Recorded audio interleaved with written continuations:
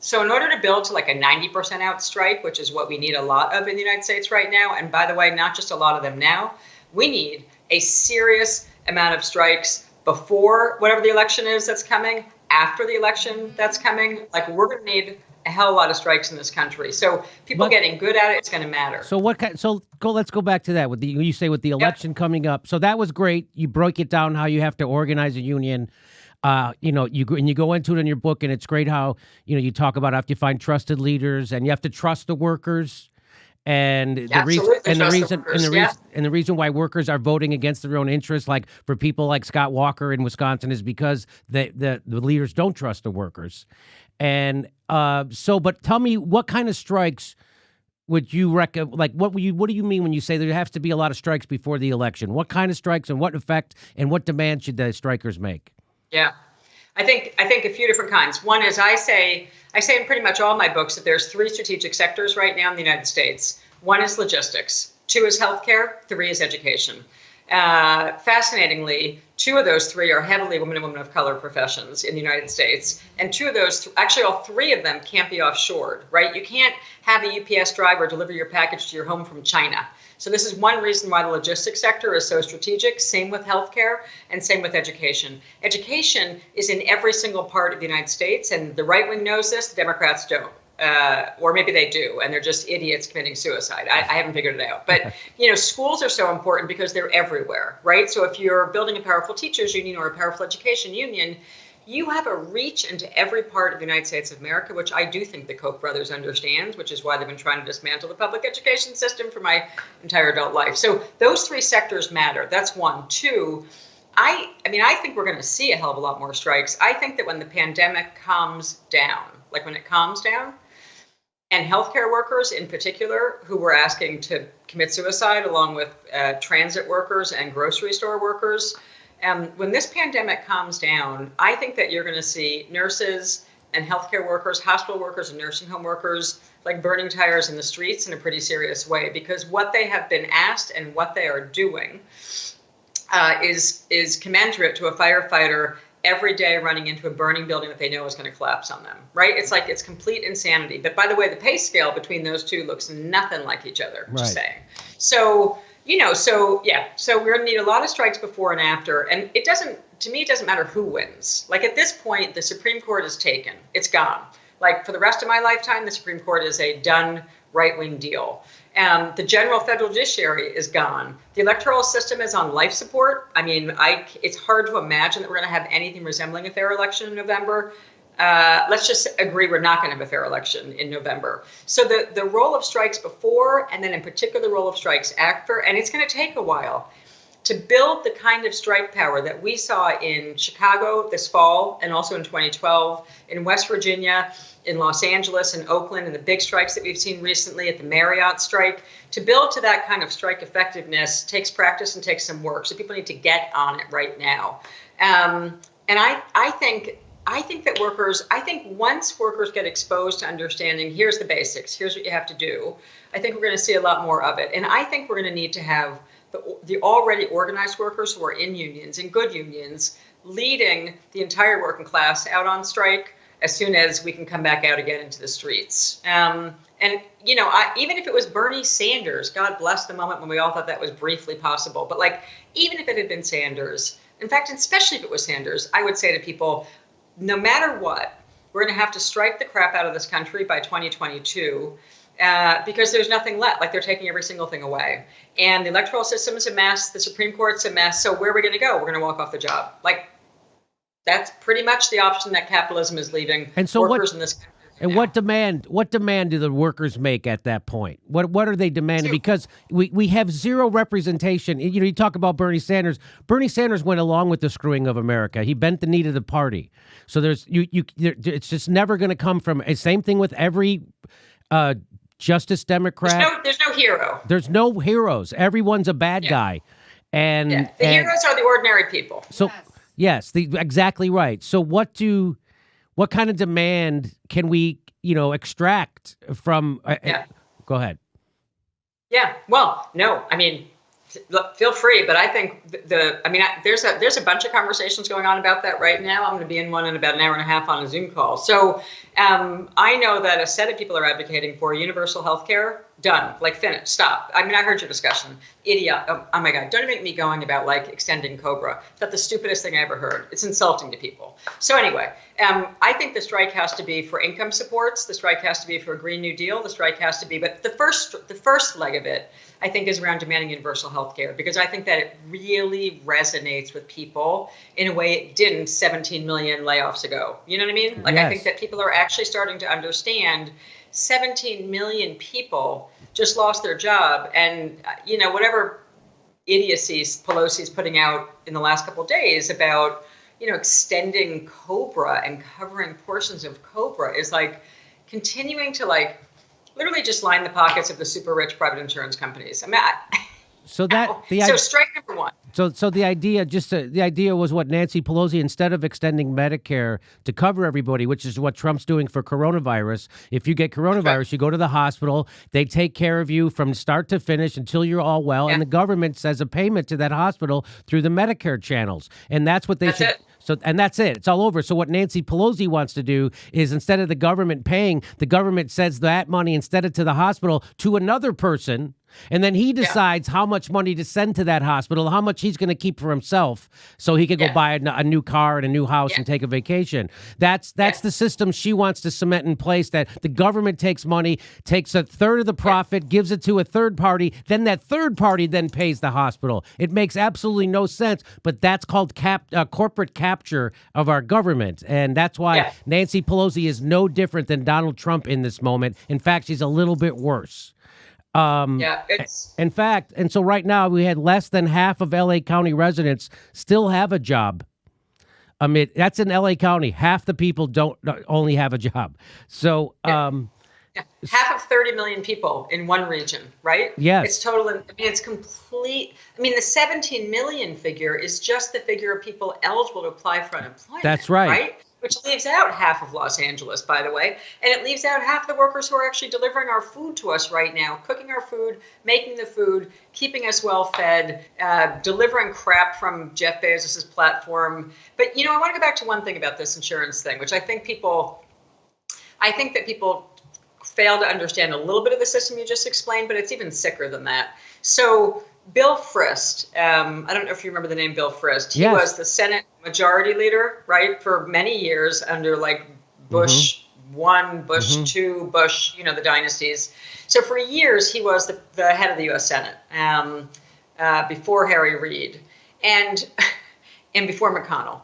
And the Frist family, who largely engineered the remake of some of the way that the financing happens to the healthcare system in this country, the Frist family, so literally the guy who ran the United States Senate and made the decisions about Medicare, Medicaid, and healthcare, is the owner, the founding family, and the largest shareholder in the largest for-profit hospital chain in the United States of America, which means it's the largest for-profit healthcare chain in the world, because we're the only idiots with this huge private system. So it's called HCA. And HCA is literally the family business of the Frist family. So fleecing are they of the system that they're deciding how much to give to themselves. Then they're in the shareholder seat, how much they're going to keep from it, and then how much they're going to pay to the workers and pay to a patient who's getting, whatever. So the system is fundamentally broken. I think that the first strikes, I think if we can get to, let me just say one thing. When people say general strike, it's a cute idea.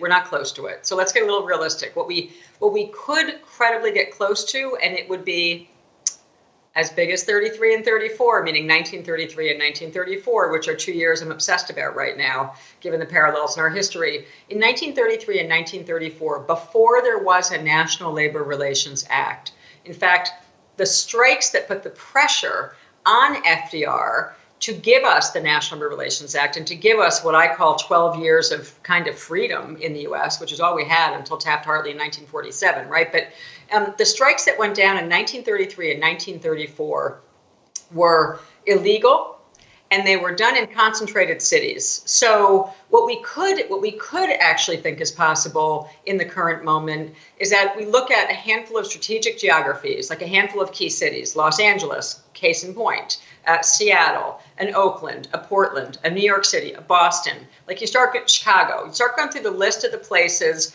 where labor actually has some progressive left-wing leadership, where they have some unions that are high functioning, generally because of what I just said, and where we could actually strike enough of the city, like enough strategic sectors in enough cities, that we begin to create like mini general strikes in key geographies. So if you take the three sectors that I outlined, logistics, broadly speaking, healthcare, and education, and you start there, and then you start to do a map of like, where do we have strategic capacity, which cities.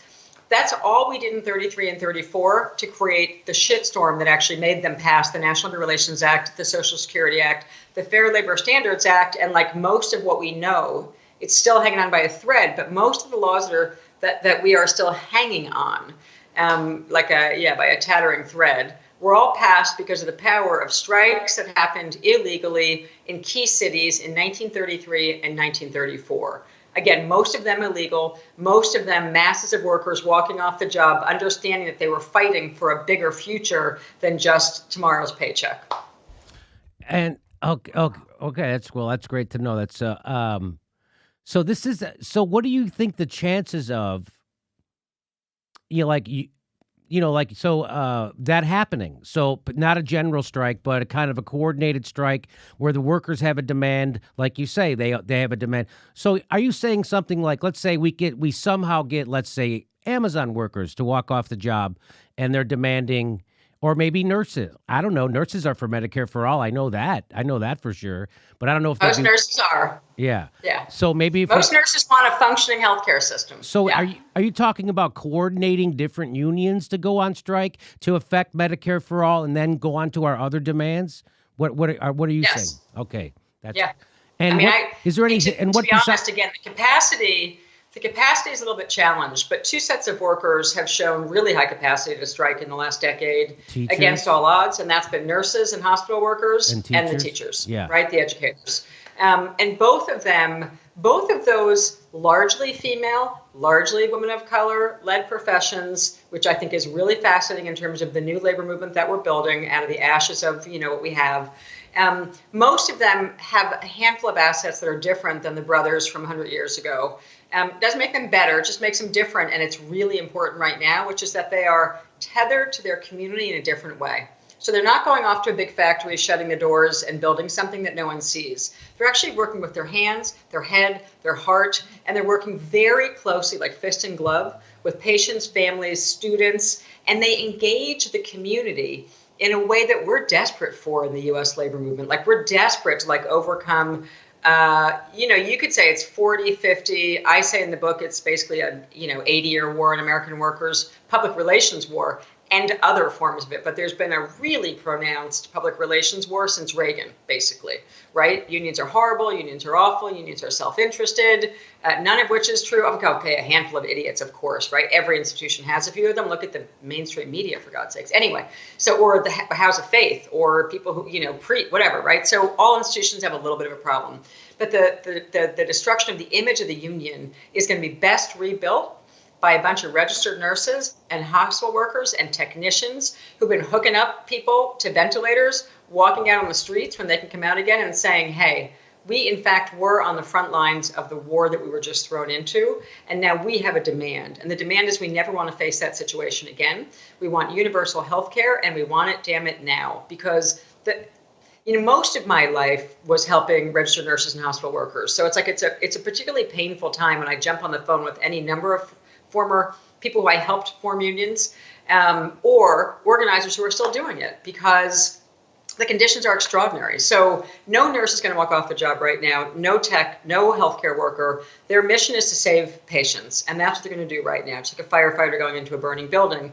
But I think there's going to be hell to pay when they can come out again, and when things start to appear normal. The question is, when's that going to be?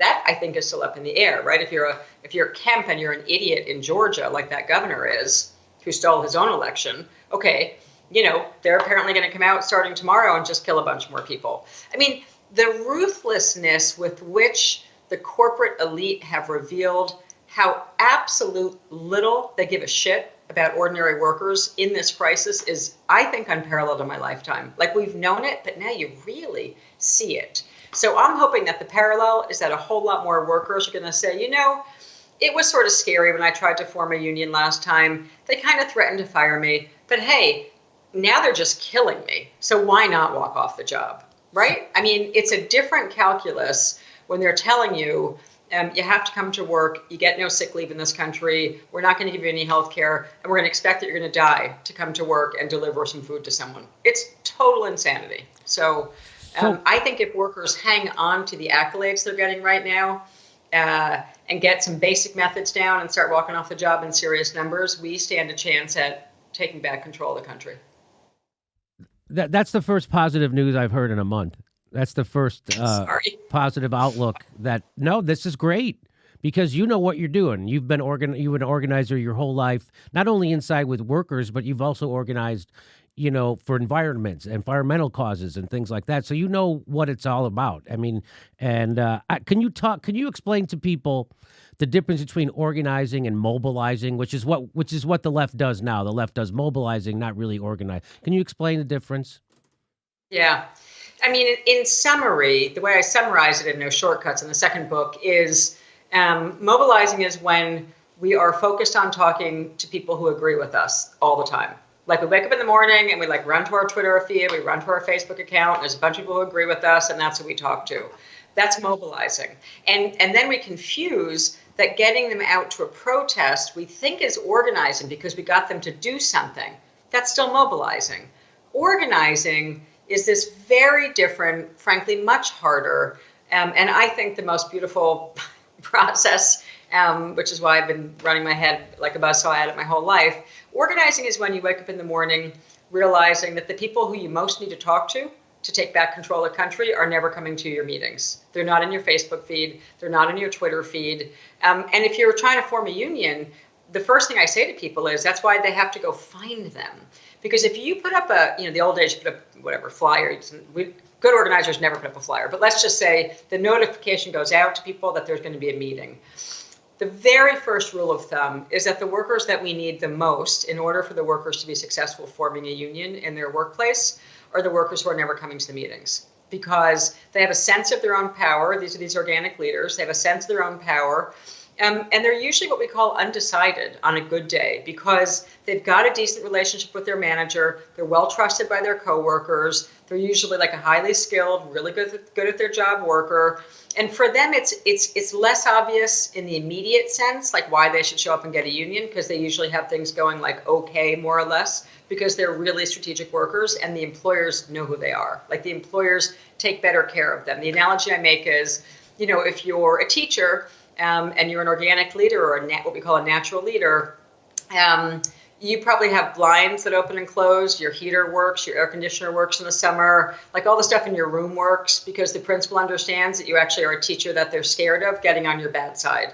So those kind of teachers are not the first ones to come to the union meeting.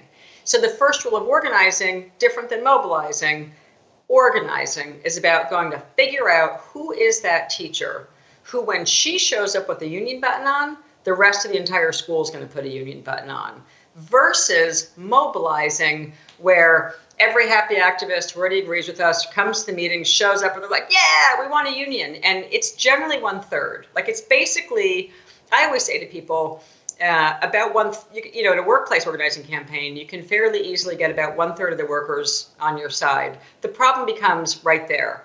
And if you don't follow the sort of methods that I'm outlining, it's hard to punch into the second third, let alone to the top third, right? So the strategy has to be a little bit slow and patient in the beginning to figure out those key workers that you need to actually punch up into the supermajority context, which is what you need in the U.S. And I didn't say one other thing that I should say, Jimmy, that really matters right now, which is the systematic building of the relationship with the community.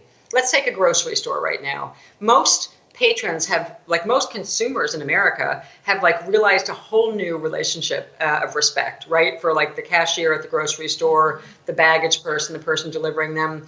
I think that the mistake we make is, one, we do mobilizing. So we get comfortable talking to the 1/3 of our coworkers who agree with us right away. We don't do the more deliberate patient work of finding the next 1/3 of the workers who actually are not predisposed right away to come join us, right? That's what mobilizing versus organizing is. But the second piece of this is that for workers to win in America today, they've got to have their community standing with them and standing behind them. Because there's going to be thugs. Like that's just what Amazon is doing right now when they're firing workers, right? So instead of having, like in all the organizing campaigns that I've run, we prioritize understanding each worker's relationship to their own community and charting the relationships that the rank and file workers themselves have. Again, in the theory that there's no hero and that you got to stand up for yourselves.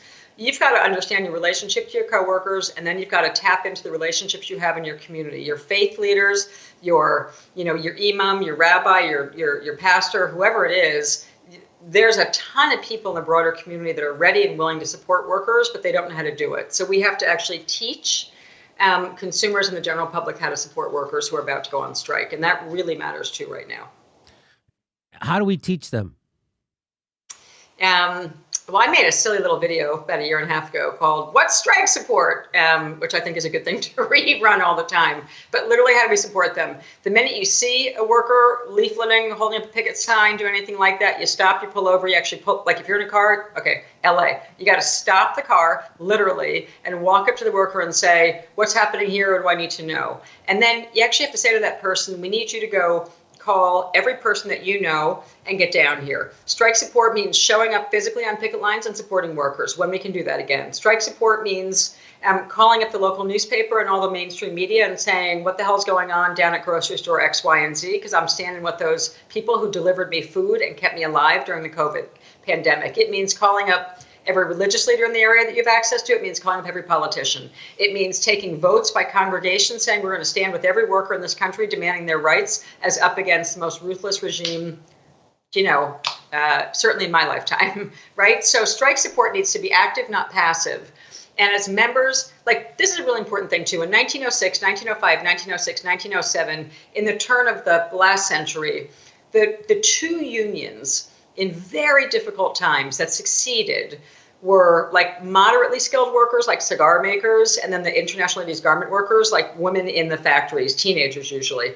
Those two sectors of workers, long before the National Labor Relations Act, were able to form strong unions by relying on building a strong, really strong consumer movement, which we have gutted. Like it doesn't functionally exist right now. And by the way, on the to-do list of things to do, it's like, hello, could someone get on that? Because it really matters. Like the idea in 1905, 1906, 1907, the idea that you looked for the union label on everything that you purchased is such an oddly weird old idea, and it'd be so much easier to do right now.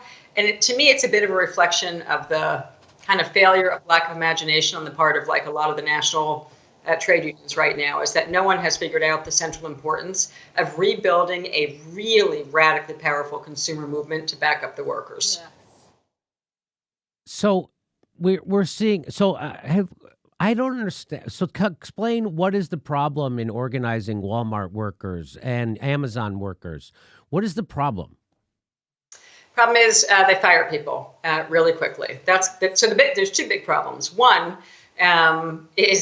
is that it's hard to get folks together right now. And in a lot of the places where Walmart exists, there's like a lack of understanding of what unions are. I mean, we are at 6% in the private sector, and after this aftermath, we're probably down to 5% of people in the private sector actually knowing what a union is. And we're several generations from unions being like common knowledge in this country, which is why I wrote the new book. It's like a really basic primer on like what a union is, how do you get one, and what do you do once you have one. So that's one problem, is the ferocious media attack on the image of the unions. Now, what we know is that despite the ferocious media attack, a vast majority of Americans actually say in poll after poll right now that they would have a union if they wanted one. So the crisis comes in with the union busting industry, which I outlined began in earnest in the early 1970s. It started for real, literally at Sears and Roebuck in 1937. They hired this one guy in 1937 at the Sears headquarters in Chicago. I tell this whole story in the new book. He actually goes out and gets the behavioral psychologist department at the University of Chicago back in the 1930s, and says, I want you to come in and figure out for me how to figure out which workers want to form a union so I can fire them before they can form a union. And they start running very sophisticated quality control surveys where they made the workers at Sears and Roebuck in 1937 believe, as they still do today, like they believed they were filling in like, how do you feel about your manager today? Do you feel like you're getting the support you need? And like workers began, this is 1937, they start perfecting employee surveys that look pro-employee, that are about gathering information to do what the Business Insider said today Amazon is literally doing, which is forming a heat map, Amazon calls it, at the Whole Food stores to figure out which ones are likely to unionize, and then they send in a team to bust up the whole operation. Like, this shit's been going on since 1937. So now it looks like it's got some high technology veneer to it. It is as old as the National Labor Relations Act. And it literally begins at Sears and Roebuck with the University of Chicago. So the union busting industry begins at Sears and Roebuck's. I tell a bit of a story of how he goes, it's one key, crazy, brilliant, evil genius, starts the first serious union busting, professional union busting firm. There aren't a lot of them. There's only about 20,000 of them up until about 20,000 literally individuals sort of doing that work until about the early 1970s. Doing union? Early 1970s, you mean doing union busting? The union busters, yeah, professional union busters. And by the early 1970s, they decide that they're going to like explode in number because they decide that they're not. So there's three phases to who killed America's unions, I argue in the book.